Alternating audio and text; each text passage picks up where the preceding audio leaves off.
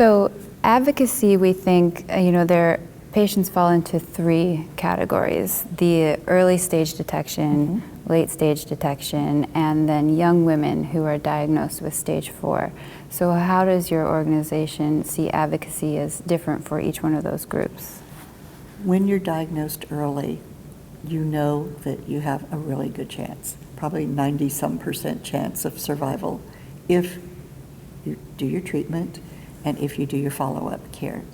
So we know that you have a really good chance of going back to a somewhat normal life, because while we say you go back to a normal life, your life is never normal again. And you never think the same way. You have a different attitude about about life in general. So you go back and you appreciate things so much more than you did than before you had cancer. You appreciate your friends, you appreciate the flowers, the wildflowers, even some of the weeds.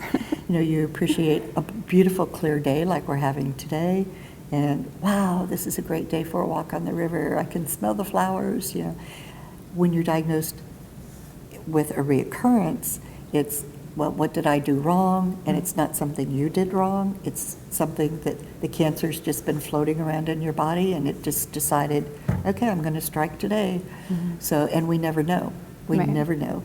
So you could be 5 years out, you could be 1 year out, you could be 10 years out, 20, 30 years out, and have a remission and have a reoccurrence of breast cancer. And so and it's totally different then, because then by that time you're normally metastatic unless you have another primary, and which could be an early primary. You just had the cancer again, but normally it is where it's gone to another organ. Normally the bone or the lungs or liver or the brain for breast cancer. And while that may sound funny, it's not lung cancer as such, it's the breast cancer cells that are in cancer that are in the lungs that are causing the lungs to mutate. So it's the breast cancer that is mutating the cells in the lung or in the liver or the bone.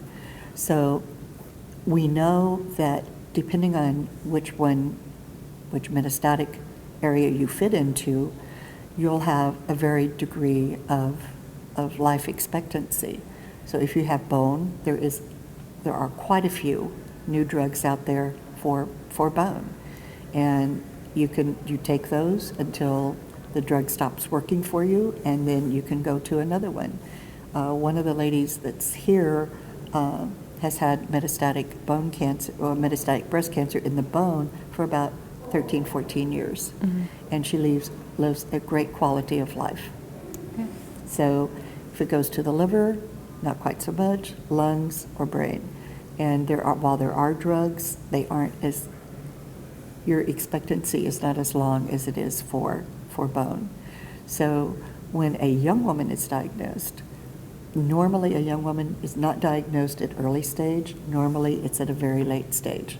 So it's already stage 4, it's already metastasized, because you're young, you're healthy, you go out, you run, you eat right, you may have a few drinks, you don't smoke, you're working, you're keeping your brain active, your body active, and you don't think that, oh, well, that's just a little sore, that's a little lump, no, that's going to be fine. So you don't think about it, because this is an old person's disease. It's not an old person's disease. It's, you can have it from the time you develop breasts. Any time after that, you can develop breast cancer. So young women they're looking at life from a different point of view, say, than someone who is 50 who is diagnosed, or even in their 40s. Many of them, the majority of them, have young children, or they want children. They know they don't have a long life expectancy because they are diagnosed at a late stage 4. And so they're looking at, well, what can I do with the rest of my life?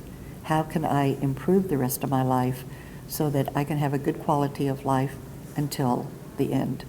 And, what can my friends help me with? What can my family help me with? So they look at everything differently. I mean, it's not with blinders by any means, but it's more focused on themselves, whereas early it's more focused on everything else. I think it's probably the easiest way, because it's like, okay, I stage 4, they told me I have 6 months. So what can I do for myself in those 6 months? Yeah. Not how can I help other people, except for the people who go in clinical trials. They know that they don't have a good chance of going into remission from a clinical trial. But what they do is, but maybe I can help someone else. Maybe what they find with mine will help someone else, take this drug, and it might get approved faster. It may not get approved faster. It may be taken off the market altogether. Mm-hmm. So there are a lot of stage 4 who do go on clinical trials, but there's a lot who don't.